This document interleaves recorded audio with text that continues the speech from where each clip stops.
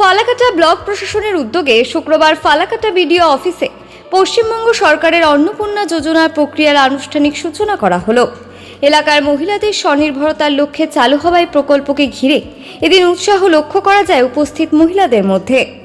অনুষ্ঠানে উপস্থিত ছিলেন ফালাকাটার বিধায়ক দীপক বর্মন, ফালাকাটার বিডিও আদ্রিতা সমাদ্দার। তারা প্রকল্পের বিভিন্ন দিক তুলে ধরে মহিলাদের সচেতন করেন এবং আবেদন প্রক্রিয়া সম্পর্কে বিস্তারিত তথ্য দেন।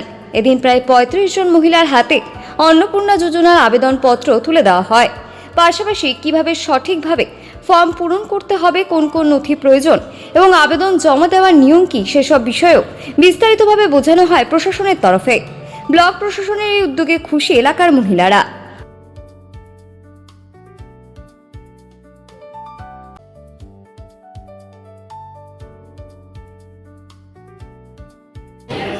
আজকে অন্নপূর্ণা ভান্ডারের যে বিষয়টি, আমরা নির্বাচনের প্রাক্কালে সংকল্পপত্রে আমরা দিয়েছিলাম, সেই অন্নপূর্ণা যোজনার ৩,০০০ টাকা প্রতি মাসে মায়েদের সহযোগ রাশি দেওয়ার জন্য যে প্রক্রিয়া, সেই প্রক্রিয়া আজকে থেকে আমাদের ফালাকাটা ব্লকে শুরু করা হলো।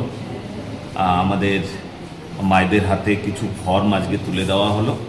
এগুলো প্রসেস হওয়ার পরে আমরা যে সংকল্প করেছিলাম সেই সংকল্পের দিকে নতুন সরকার এগিয়ে চলছে এবং অল্প দিনের মধ্যেই মায়েদের অ্যাকাউন্টে ৩,০০০ করে সহযোগ রাশি অন্নপূর্ণা ভান্ডার হিসেবে যাবে। আজকে আমরা ফালাকাটা বিডিও অফিসে এসে অন্নপূর্ণা যোজনার ফর্মটা নিতে আসছি। আর আমাদের হাতে ফর্মগুলো তুলে দিল বিধায়ক দীপক বর্মন। তাতে ফর্মগুলো মানে আমার হাতে পেয়ে আমরা অনেকে সবাই খুশি।